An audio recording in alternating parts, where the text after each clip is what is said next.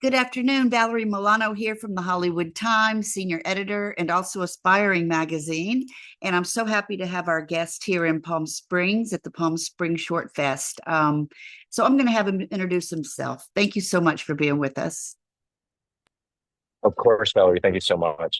My name is Bear Damon. I have a film in the Palm Springs Shorts Festival called Synthesize Me. And yeah, so far it's been a really great festival run.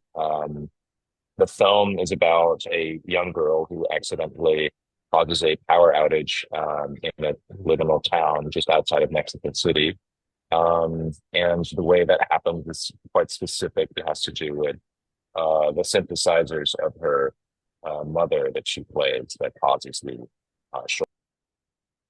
Okay, thank you for that short explanation. The film stars Ivana Plentier. How do you pronounce her last? Yeah, okay, good. Plenty, yeah. Okay, perfect. She stars in it in a powerful, emotional, rich role. What made her the right choice for Violetta, and what was the casting process like? Yeah, the whole pre-pro on this film is really, really short. We only had about 2 or 3 weeks in total from casting, prepping to shooting. Um, the whole film was kind of made like that. And so we didn't have a whole lot, we didn't have a long casting process. We only had six people to choose from eventually, or so we brought it down to six quite quickly. But Ivana really quite immediately showed that she's emotionally capable of carrying this film, which is unique and I got very lucky finding her. She's really special and like a real actress already at the age of 12. She could really tap into emotions that are very mature, and she understood the conflict and the layers of her character. And yeah, just by talking with her, that would that became clear very quickly. So I made my choice based on that. Thank you. So, what role does cultural identity, being that you're Dutch Indonesian and globally traveled, what role does cultural identity play in the way you tell stories?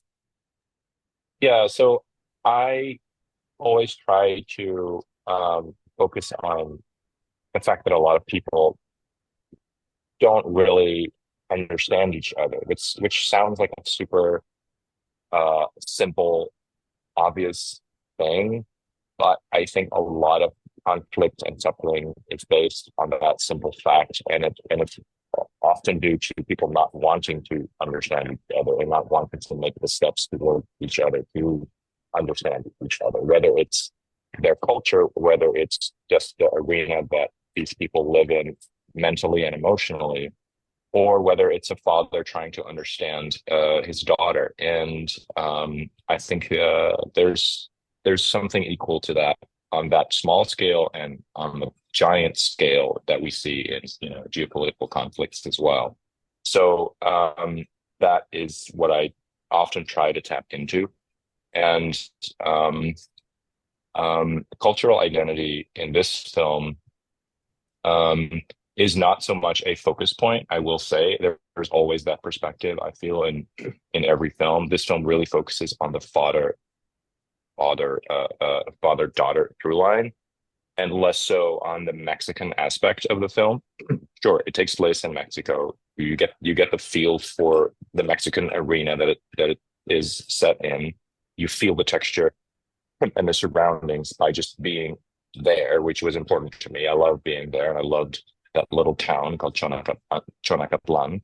And it's that type of liminal town on the sort of outside big towns that just only like, and it seems like their only function is, being next to a transformer station and there's huge power lines running through them to the big cities. So that was important to me because electricity had to be the metaphor and the symbol of the relationship between this young girl and her father.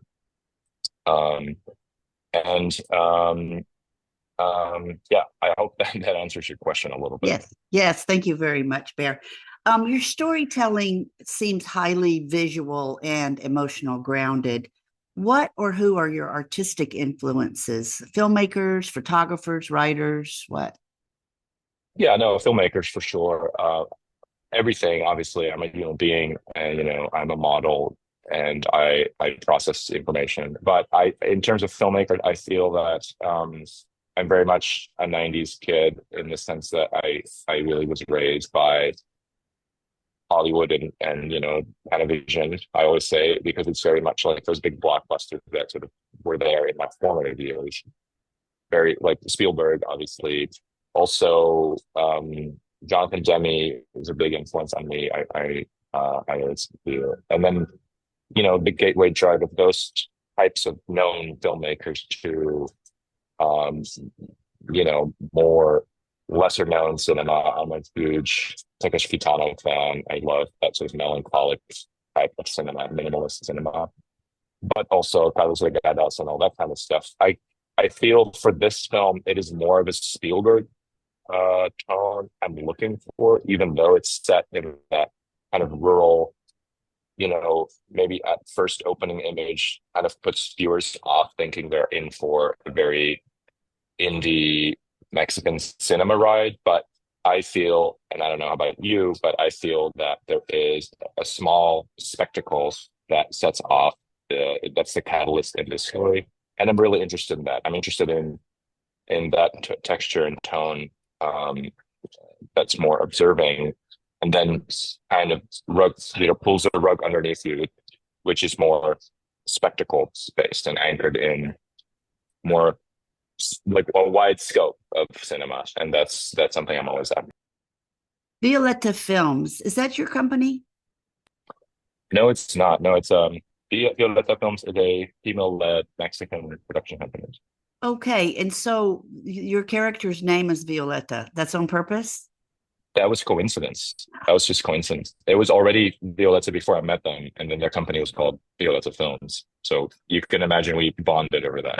Absolutely. So Synthesize Me was made in conjunction with Violetta Films.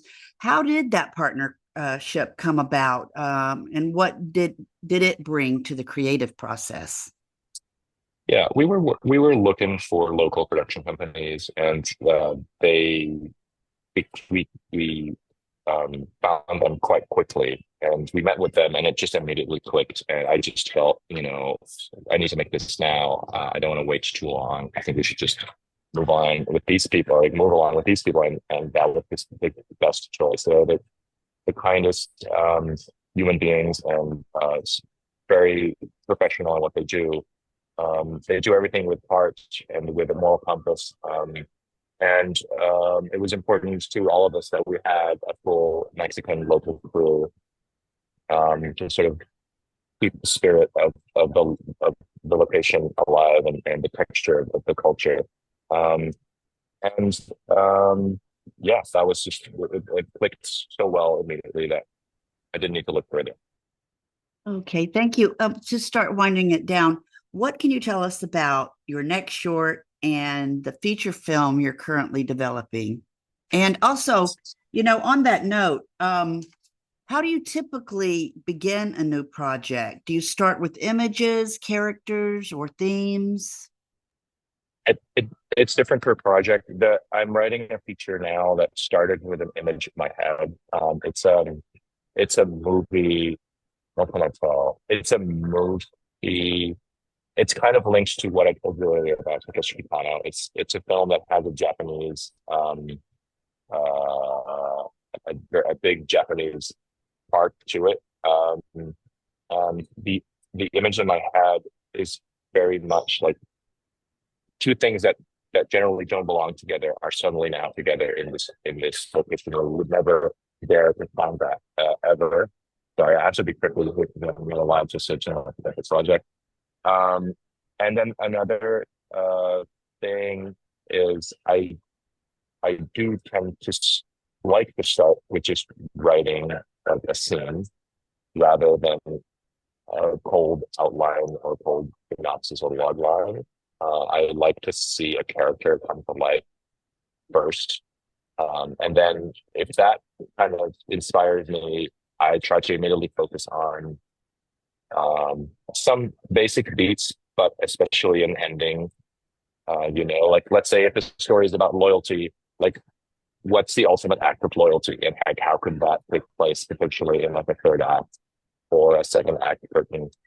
That is something I feel is essential for me to be able to know if I can deepen this out and chase this further, because the ending is more important to me than a great opening. And that's just out of experience because I've written a lot of great openings and never finished those films. And I think no one will ever leave a cinema remembering that great opening. They will leave the cinema remembering that great ending. Interesting.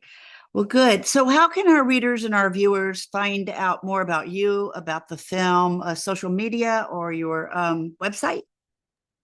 Yeah, social media, I would say. I do have a website, but it's only finished projects. So yeah, social media and yeah, I guess that's it.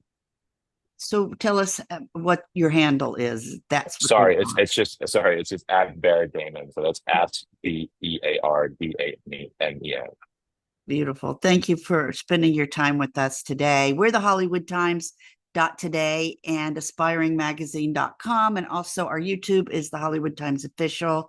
And thank you so much for sharing your film with us, and please continue to keep us in the loop on your other projects. I will. Thank you so much, Great. Valerie. Thank Thank you. you so much. Stay cool out here in Palm Springs. I will. You Okay. too. Thank you, Thank you. Valerie. Bye Bye bye. bye.